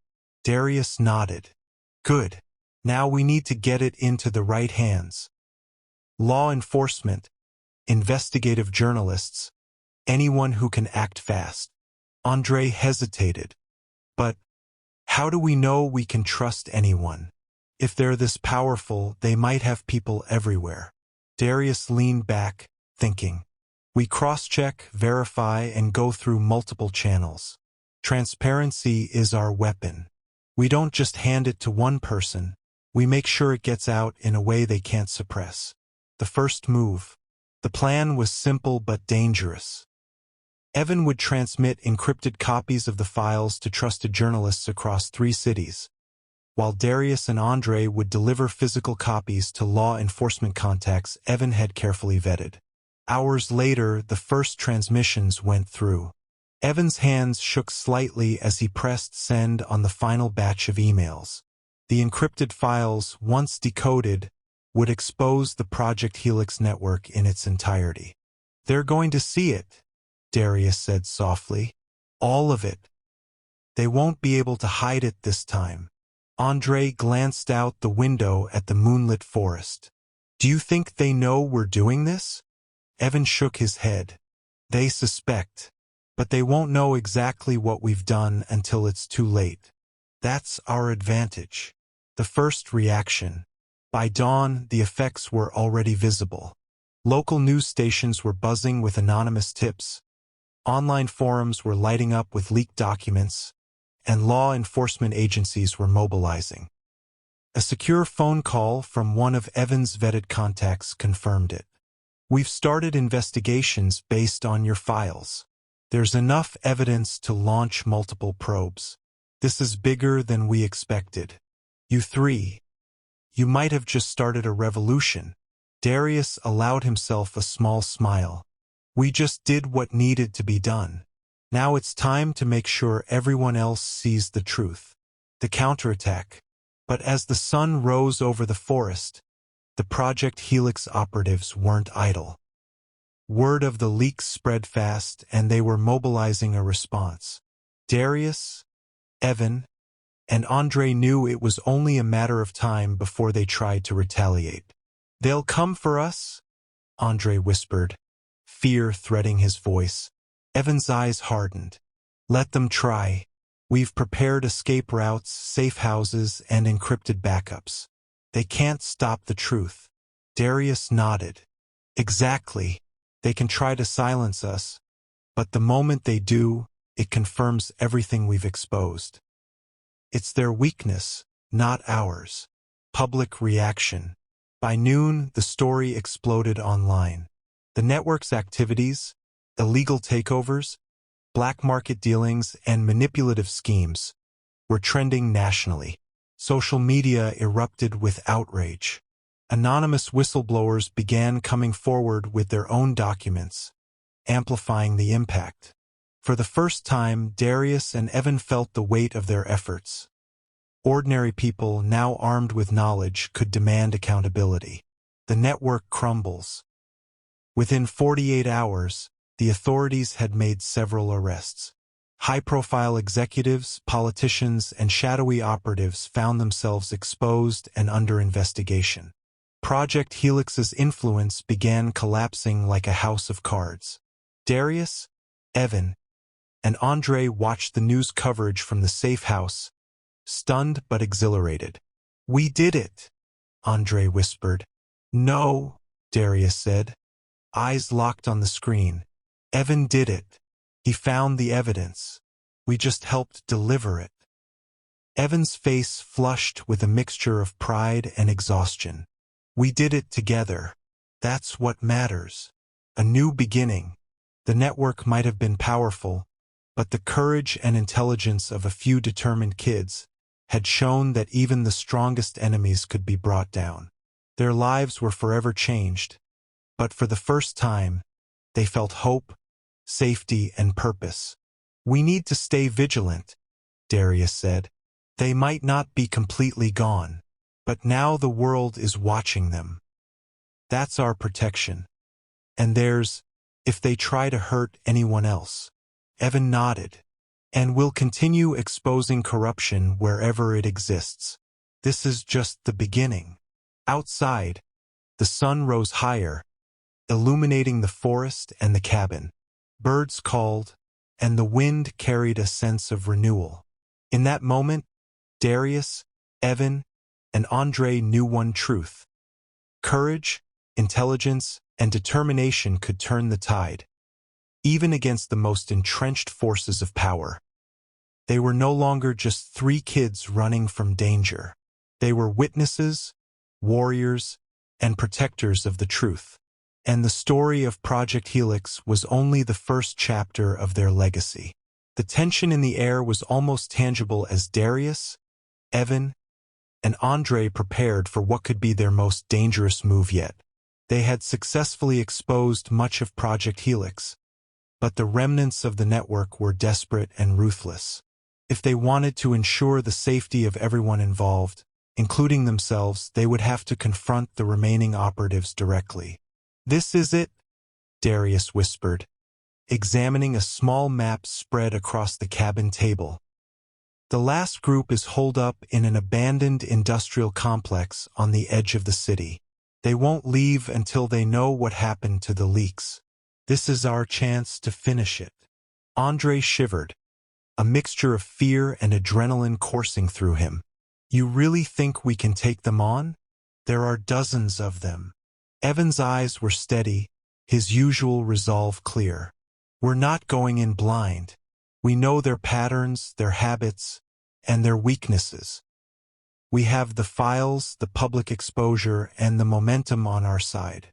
They underestimate us. That's all the advantage we need." The approach. Under the cover of night, the trio approached the industrial complex.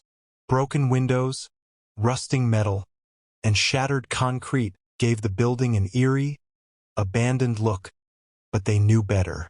Inside, shadows moved with calculated precision. Darius held up a hand. "We split up. Minimal exposure, maximum coverage. Andre, you follow me. Evan, take the east side entrance and access their main server. If we can get control of their digital operations, the rest will fall into place." Andre swallowed hard. "Got it. Just be careful." Darius gave him a reassuring nod, and they slipped into the shadows. Inside the enemy's lair, the interior of the complex was dark, metallic, and silent except for the hum of machinery. Each step echoed ominously. Darius and Andre moved carefully, avoiding security cameras and patrolling guards. Meanwhile, Evan navigated the eastern wing, his laptop glowing in the dim light.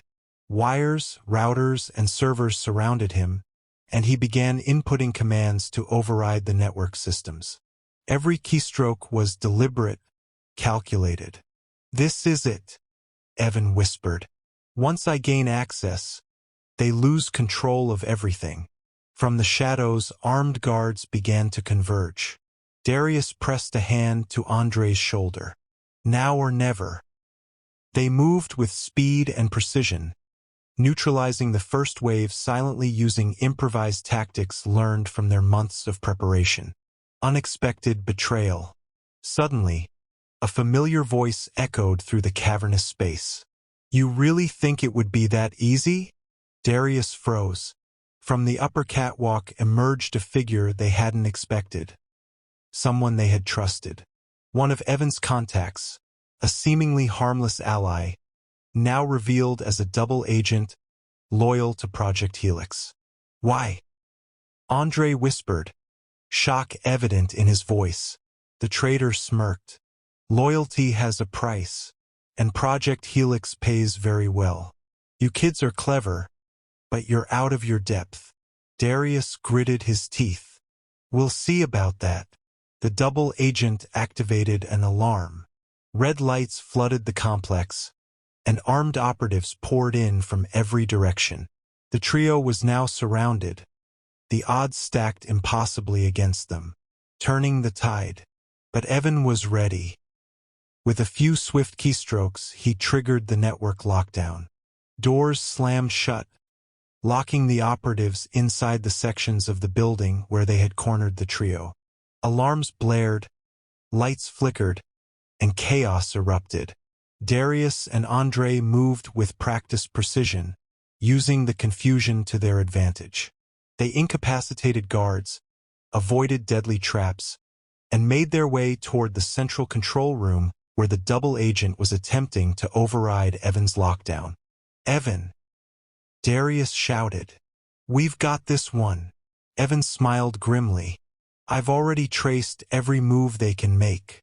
They won't escape this time." In a tense confrontation, Darius faced the double agent. Every movement was measured, every strike calculated. Andre provided backup, using improvised tools to disable the agent's weapons. In a final struggle, Darius disarmed the double agent and held them at bay.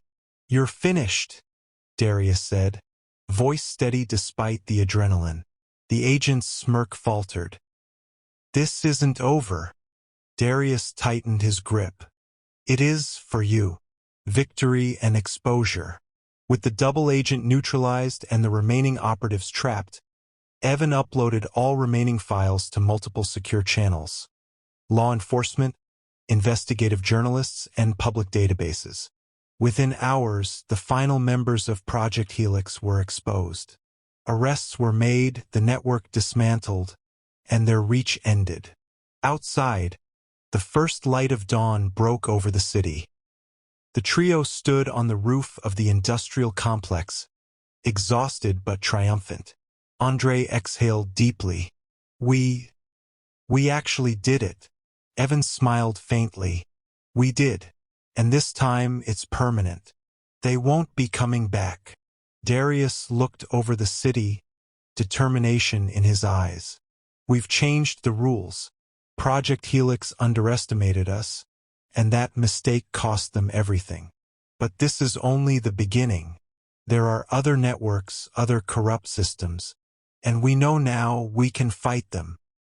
The wind swept across the rooftop, carrying the weight of victory. The city below was waking up to a new day, unaware that 3 young people had altered its course forever. In that moment, Darius, Evan, and Andre understood something profound. Courage, intelligence, and unyielding determination could topple even the most powerful adversaries. They were no longer just survivors, they were agents of change, ready to face whatever came next. And as the sun rose, it illuminated a future filled with possibilities, justice, and the promise that truth would always find a way. The days after the fall of Project Helix were a whirlwind of activity, media coverage, and public interest. The world had learned the truth, and for the first time in decades, there was hope that corruption on such a massive scale could be held accountable. Darius, Evan, and Andre returned to their safe house, exhausted but determined to process everything that had happened. The adrenaline of the final confrontation still coursed through their veins, but now, for the first time, they had a moment to reflect. Public recognition. News outlets hailed them as heroes, young people who had exposed one of the most powerful networks of corruption in modern history. Evan's research and quick thinking were praised globally, and investigative journalists featured Darius and Andre as his indispensable allies. Despite the attention, Evan remained grounded. "I don't want fame," he told Darius quietly. "This wasn't about us. It was about exposing the truth, protecting people, and making sure this never happens again." Darius nodded. "You've always been the brains behind this, Evan. We just made sure we didn't get in your way." Andre, however, struggled with the sudden influx of attention. "It's weird, seeing your face everywhere and knowing that everything we did is being analyzed by the world. I feel exposed." Evan placed a hand on his shoulder. "You're not exposed. You're part of something bigger, and we'll handle it together. Healing and closure. Even heroes needed time to heal." The trio spent the next few weeks reflecting on their experiences, recounting what they had learned, and finding ways to recover from the mental and emotional toll. Evan began documenting the journey in a secure journal, a detailed record that could be used for education and prevention. Darius and Andre helped organize the evidence for public release in a controlled, responsible manner, ensuring that future investigations could benefit from their work. "There's something powerful about seeing everything laid out," Darius said one evening. "It's like a blueprint of what not to let happen again." Evan smiled. "Exactly. Knowledge is protection. And now we have the power to prevent this from happening to others. A system for change." The trio realized that exposing Project Helix was only the beginning. Corruption, manipulation, and secrecy would continue to exist, but they could create a system to fight it. Evan proposed establishing an educational program for young investigators, teaching children and teens how to navigate public records, research responsibly, and understand basic legal frameworks. Andre contributed by designing a network of safe houses and secure communication channels, a practical infrastructure to ensure that truth seekers had support. Darius, using his strategic and organizational skills, helped structure partnerships with trusted journalists and law enforcement, ensuring that future investigations were coordinated and effective. Together, they created the Sentinel Project, a foundation dedicated to exposing corruption, protecting whistleblowers, and educating the next generation of young truth seekers. Personal growth. While the world focused on their heroics, the trio also faced personal growth. Evan had learned resilience, patience, and the weight of responsibility. Darius had discovered the power of leadership and decisiveness under pressure.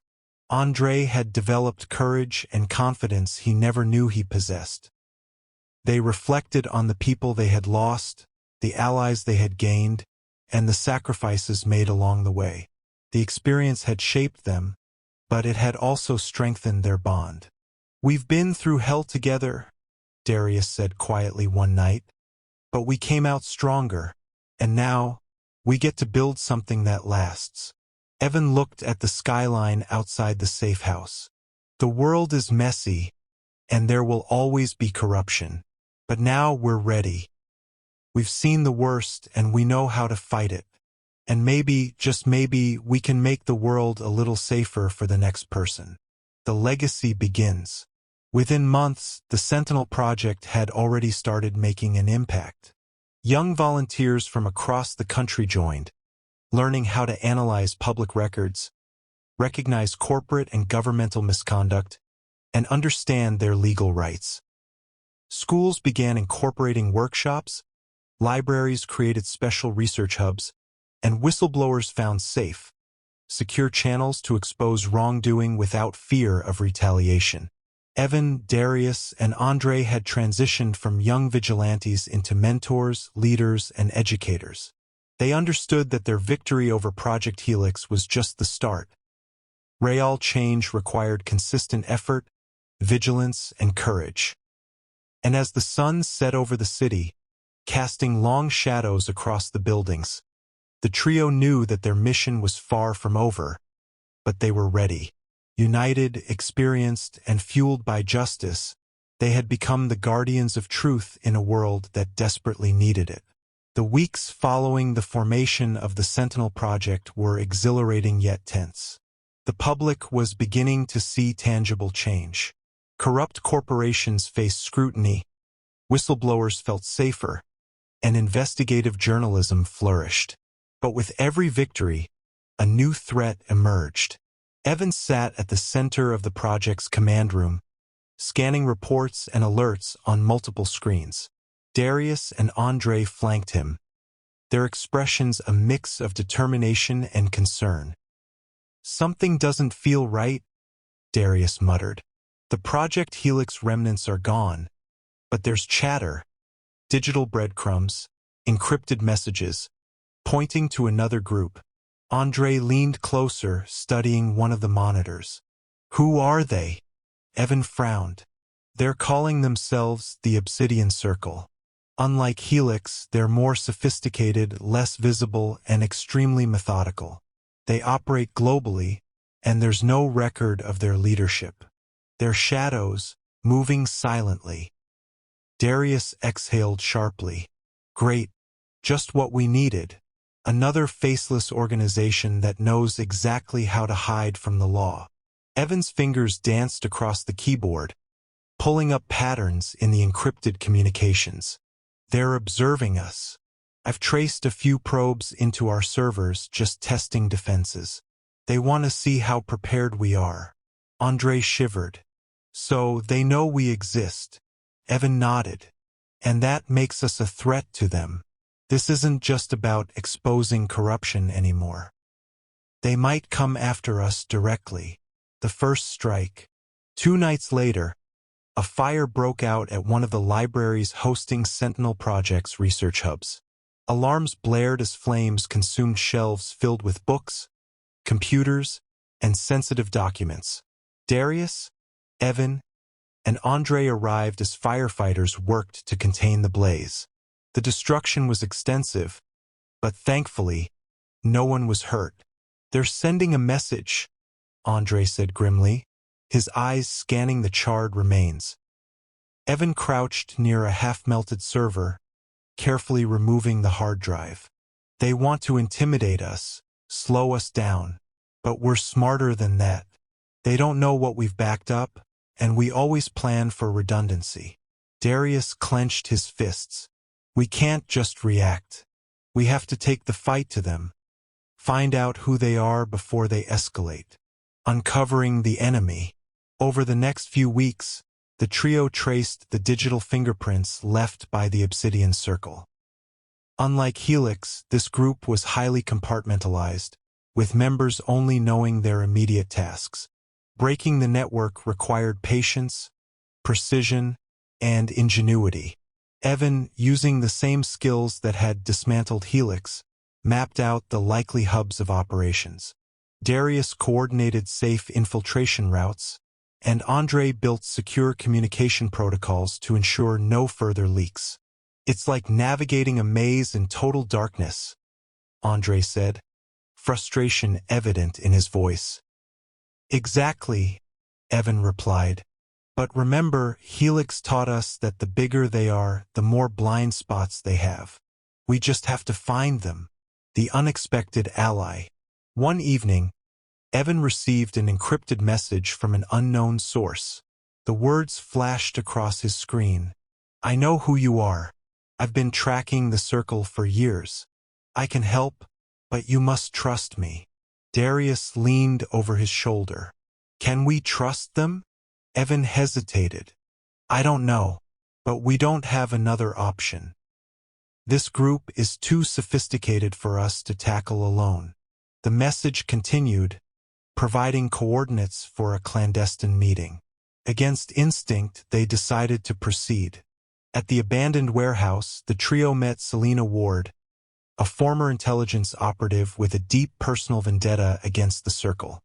Her knowledge of global networks, encryption, and covert operations rivaled their own. I've been waiting for people like you, she said, her gaze piercing. You took down Helix. That made you a target and a beacon. The Circle has been observing, learning. But together we can dismantle them before they strike. Darius exchanged a glance with Andre. And how do we know you're not playing us? Selena smirked. Because if I were, I wouldn't have come to you. I'd have already taken your project offline. Evan nodded slowly. We're in, but we play by our rules. No unnecessary risks, full transparency, and no leaving anything to chance. Selena extended her hand. Agreed. Welcome to the real fight. The first tactical strike. Over the next few weeks, the team began planning precise tactical strikes, combining digital infiltration with physical reconnaissance. They discovered hidden offices, financial records, and the Circle's encrypted communications network. Every discovery was tense, every move calculated. Each step brought them closer to exposing the Circle, but also closer to danger. Unlike Helix, this was personal. The Circle did not hesitate to eliminate threats. Evan uploaded evidence incrementally to ensure redundancy. Darius planned contingencies for every potential ambush. Andre reinforced security and communication lines, and Selena coordinated the intelligence with surgical precision. It was a game of cat and mouse with stakes higher than ever. One mistake could mean the end of the Sentinel project, and their lives. The rising tension. One night, while analyzing patterns, Evan noticed something chilling. They're watching us more closely than ever. They've learned our habits, our schedules. This isn't random probing. They know where we sleep, when we move. Darius grimaced. They're preparing a strike, and they're targeting us personally. Andre's face paled. We can't run forever. We need to hit them first. Selena's eyes burned with intensity. Then we plan a strike they'll never see coming. And when we do, it will be total. No mercy, no mistakes. As the night deepened, the team finalized their plan. The coming confrontation would be the most dangerous mission they had ever attempted, against an enemy that was more cunning, ruthless, and deadly than Helix. But they knew one thing. With courage, intelligence, and unity, they could face anything. The countdown to the reckoning had begun. The night was dark, with clouds masking the moon, casting an ominous shadow over the abandoned industrial port where the Obsidian Circle had established one of its primary operational hubs. Darius, Evan, Andre, and Selena approached silently in the back of a nondescript van, their faces lit only by the glow of their tactical devices. "This is it," Selena whispered. "Once we go in, there's no turning back. They won't surrender. They won't negotiate. It's all or nothing." Darius checked his gear, ensuring communication devices were secure and weapons were ready. "We're ready. Remember, precision and coordination. One mistake and it's over." Andre's hands trembled slightly as he adjusted his headset. "I've never felt this tense before. Even Helix didn't feel like this." Evan glanced at the digital map projected in the van. "They're expecting an attack eventually, but they don't know it's tonight. We hit all 3 access points simultaneously. I'll disable their security systems from the east entrance. Darius, you and Andre handle the north. Selena, you take the south and provide tactical support." A tense silence filled the van. Then Darius nodded. "Let's do this." Infiltration. The team split seamlessly into their positions. Evan slipped into the eastern entrance, moving with calculated stealth as he hacked into the Circle's network. Sirens began to blare inside the building, triggered as part of their digital disruption. But these were distractions they had anticipated. Darius and Andre neutralized 2 armed guards at the northern entry point using non-lethal incapacitation techniques. Every movement was precise, rehearsed countless times in simulations and training sessions. Selena advanced through the southern entrance, swiftly disabling automated turrets and traps. Her years of experience in covert operations made her the perfect complement to the trio's young ingenuity. The heart of the enemy. The team converged at the control center, the nerve hub of the Circle's operations. Screens flickered with surveillance feeds, encrypted communications, and digital schematics of global operations. A chilling voice echoed through the room's speaker system. "I wondered how long it would take before you kids decided to play heroes." From the shadows, the leader of the Circle emerged. A tall, imposing figure known only as Veyron, his face hidden beneath a tactical mask. He carried himself with calculated confidence, exuding danger and intelligence. "You've caused us inconvenience, but now you're in my domain," Veyron said, his voice a low, measured threat. Darius stepped forward, holding a small EMP device. "Your domain ends tonight." Veyron's laugh was cold and hollow. "You have no idea what you've walked into. Digital and physical warfare." Evan's fingers flew across his keyboard, sending a digital virus to disable the Circle's communications and security systems. Veyron's operatives scrambled as cameras, alarms, and locks failed, plunging the facility into chaos. Meanwhile, Darius, Andre, and Selena engaged the remaining guards, neutralizing them with calculated efficiency. Explosions of controlled pyrotechnics set off by Evan's hacking created smoke and confusion, disorienting the Circle's members further. The fight was tense and brutal. Every corner could hide danger. Every shadow could conceal an operative ready to strike. But the team moved with precision born of months of preparation, improvisation, and trust in one another. Veyron's last gambit.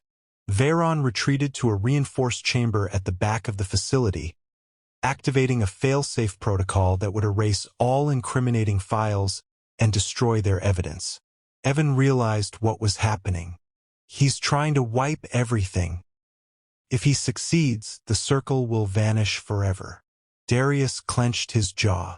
Then we stop him. Now. The team breached the chamber with coordinated force. Selena disabled the traps while Darius and Andre restrained the remaining operatives. Evan quickly plugged into the main console, racing against time to halt the deletion sequence. Veyron lunged at Evan, but Darius intercepted, grappling with him while Andre restrained his cohorts. Selena assisted Evan in overriding the final failsafe. The countdown on the main console ticked 00:05, 00:04. With a final keystroke, Evan froze the system. The deletion halted. Evidence was safe, and the Circle's empire was exposed for the world to see. Veyron glared at them, realizing defeat was inevitable. "This isn't the end," he spat. "There will always be others." Darius stepped closer, his expression unwavering. "We'll be ready, and we'll keep fighting for every person you try to manipulate and harm." Aftermath and exposure. By dawn, the facility was surrounded by law enforcement and investigative journalists. The files, evidence, and communications recovered by the team led to arrests across multiple continents. The Obsidian Circle's network crumbled entirely, leaving behind a clear message. No organization, no matter how secretive or powerful, could operate without consequence. Evan, Darius, Andre, and Selena stood together as the sun rose over the city, their exhaustion mingled with triumph. They had faced an enemy far more sophisticated and ruthless than Project Helix, and prevailed. Andre broke the silence. "We did it. We actually did it." Evan nodded. "Yes, and now the world knows the truth. But this is only the beginning. Others will rise, others will try, and we have to remain vigilant." Selena smiled faintly. "And we will. Together." Darius looked out over the horizon, determination blazing in his eyes. "The fight never ends. But we've shown that intelligence, courage, and teamwork can take down even the darkest networks. That's a victory worth everything we risked." For the first time in months, they allowed themselves to breathe. The war against corruption, secrecy, and manipulation was far from over. But tonight, they had won decisively. And as the city awoke, oblivious to the battle fought in its shadows, the team knew one truth. The world would be a little safer because of their courage. And they would always stand ready to protect it. Months had passed since the fall of the Obsidian Circle, and the world had begun to understand the full scope of what Evan, Darius, Andre, and Selena had accomplished. Their actions had not only dismantled two of the most dangerous networks the world had seen, but they had also inspired a new generation to believe in the power of truth, courage, and perseverance. The Sentinel Project evolves. The Sentinel Project had grown from a small, secretive initiative into a globally recognized organization dedicated to transparency, accountability, and education. Its mission was no longer reactive. It was proactive. Evan spearheaded the creation of the Sentinel Academy, a specialized program to train young investigators, journalists, and digital analysts in ethical research, cybersecurity, and critical thinking. Hundreds of students from around the world enrolled, learning how to detect corruption, advocate for justice, and protect vulnerable communities. Darius focused on operational logistics, creating secure infrastructure for ongoing investigations. Safe houses, encrypted communication networks, and rapid response teams ensured that no whistleblower or young investigator would ever be left unprotected. Andre, with his deep knowledge of technology and networks, became the lead strategist for digital intelligence. He developed tools that allowed activists to track fraudulent schemes, identify threats, and expose wrongdoing without putting themselves in danger. Selena, whose tactical expertise had been instrumental in the field, trained teams in covert operations, ensuring that investigations could extend beyond digital footprints into actionable intelligence. A personal transformation. Though the world saw them as heroes, the team had also grown personally. Evan, who had once been cautious and solitary, had become a natural leader, calm under pressure, decisive, and inspirational. Darius had learned to trust his instincts and lead teams in high-stakes operations. Andre had gained confidence and resilience, realizing his analytical skills could save lives. Selena had learned the value of mentorship, passing on her experience to the next generation. Despite their success, they remained humble, aware that every victory had come at great risk and that vigilance was eternal. Global recognition. The world took notice. International organizations honored the team for their bravery and ingenuity. The United Nations invited Evan and his team to speak at conferences on digital security, whistleblower protection, and youth advocacy. Government agencies studied their methods as case studies in how to dismantle secretive networks ethically and effectively. Schools incorporated lessons from the Sentinel Project into curricula, teaching students the importance of critical thinking, civic engagement, and the courage to stand up against injustice. The ripple effect. One of the most profound legacies of their work was the ripple effect it had on ordinary people. Thousands of letters poured into the Sentinel Project headquarters, from children, teenagers, and adults alike, describing how the team's story inspired them to act in their communities, to challenge corruption, and to advocate for those without a voice. Evan read a letter from a 12-year-old girl named Amara from Nairobi. She had used the Sentinel's educational materials to organize a campaign against illegal land seizures in her district. Her words resonated deeply. "Your story showed me that even one person can make a difference. If you can face giants, I can face them too." Darius and Andre read similar letters from communities across Europe, Asia, and the Americas, confirming what they had suspected all along. Their work was larger than themselves. Personal lives and growth. Even heroes needed time for themselves. Evan returned to the city where he had grown up, reconnecting with his family and old friends. He discovered the joy of ordinary life, reading in cafes, walking in parks, and simply being present. Darius traveled, exploring cultures and ideas that broadened his perspective. He realized that the fight for justice wasn't limited to one nation or system. It was universal. Andre focused on mentorship and innovation, founding a research lab that combined technology with social justice initiatives, teaching students how to create solutions for real-world problems. Selena, after years of operational work, finally took a step back to reflect on her life. She dedicated herself to coaching young women in leadership, ethics, and courage, passing on her hard-earned wisdom. The world changes. The dismantling of Helix and the Obsidian Circle sent shockwaves across the globe. Corporations and organizations became more accountable, governments instituted stricter regulations, and whistleblowers gained legal protections previously unavailable. The Sentinel Project became a model for ethical activism, demonstrating that intelligence, courage, and collaboration could triumph over greed, secrecy, and oppression. Evan, Darius, Andre, and Selena continued to work together, ready for any challenge, but also aware that the world would always evolve, and so must they. Their fight was far from over, but their legacy was secure.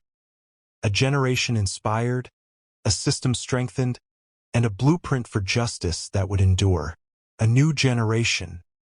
One day, Evan walked through a classroom at the Sentinel Academy.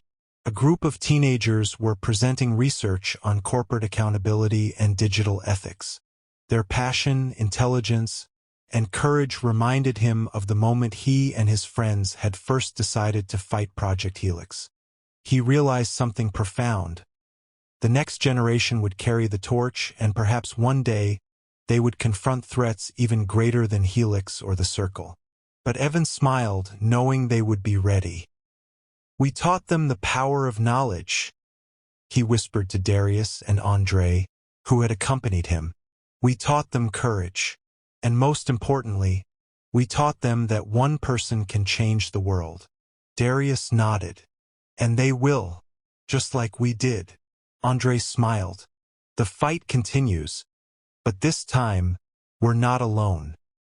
As they looked out over the city, the sun rising in golden streaks across the skyline, they understood the truth they had learned through blood, sweat, and relentless determination. The world would always need protectors of truth, and heroes could come in any age, any size, any background. And for Evan, Darius, Andre, and Selena, their journey was far from over. The months following the downfall of the Obsidian Circle had been a whirlwind of victories, recognition, and reflection. Evan, Darius, Andre, and Selena had emerged from their battles not only as heroes but as architects of a lasting movement.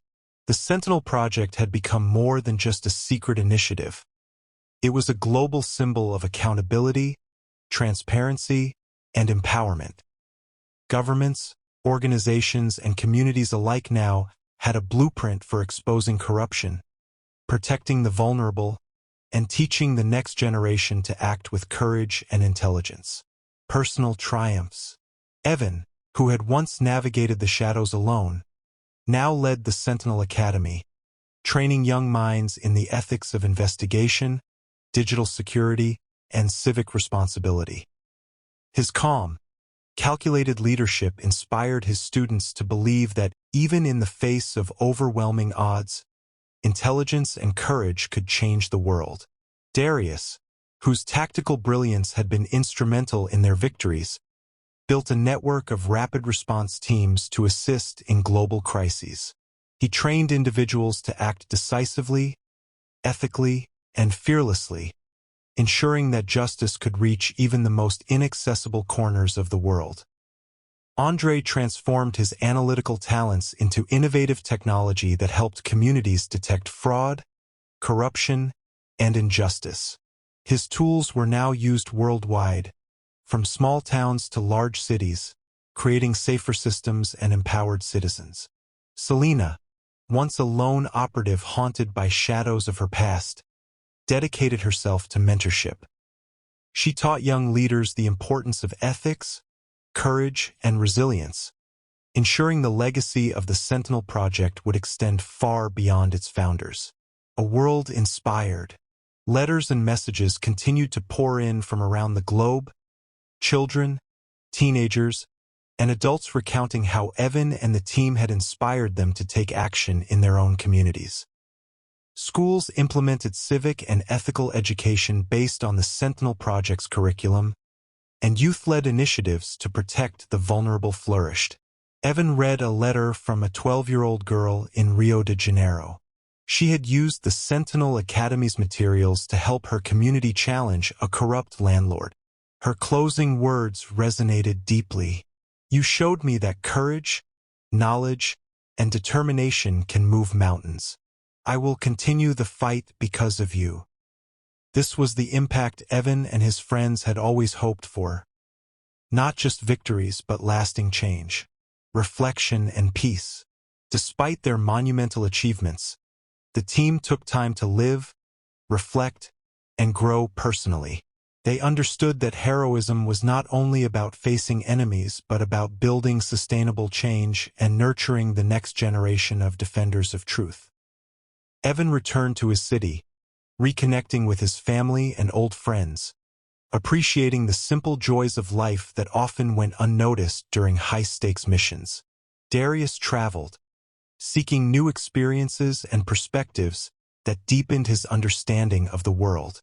Andre focused on innovation, ensuring the tools they had created continued to empower others. Selena embraced mentorship fully, guiding countless young leaders who would one day face challenges of their own. The enduring legacy. The downfall of Helix and the Obsidian Circle had set a precedent. No organization, no matter how secretive or powerful, was untouchable. The Sentinel Project had proven that courage, intelligence, and unity could overcome greed, secrecy, and oppression. As Evan walked through the halls of the Sentinel Academy, he watched young students presenting projects on ethics, digital security, and justice. Their dedication reminded him of the very first day he, Darius, Andre, and Selena had taken on Helix. "The future is in their hands now," Darius said quietly beside him. Evan smiled. "Yes, and they'll be ready. They know courage, knowledge, and justice are stronger than fear, greed, or power." Andre added, "We've shown the world that one group, acting with integrity and determination, can change everything, and that lesson will never fade." Selena nodded. "The fight will always continue. But now, there are countless more ready to carry the torch." A world changed. The sun rose over the city, casting golden streaks across the skyline. Below, people went about their lives, unaware of the battles fought to protect truth and justice. But those lives were safer, freer, and more empowered because of the actions of four extraordinary individuals who refused to accept injustice silently. Evan, Darius, Andre, and Selena stood together, knowing the journey they had undertaken had shaped not only their lives but the lives of countless others. They had faced corruption, secrecy, and danger, and emerged victorious, not just as heroes, but as architects of a legacy that would endure for generations. And in the end, they understood the most important truth. Courage, intelligence, and love are more powerful than any force in the world. The Sentinel Project was no longer just an initiative. It was a movement, promise, a beacon of hope for every child, every family, and every person who refused to let injustice go unchallenged. And so, the story concluded, not with an ending, but with the beginning of a future shaped by bravery, wisdom, and unwavering determination.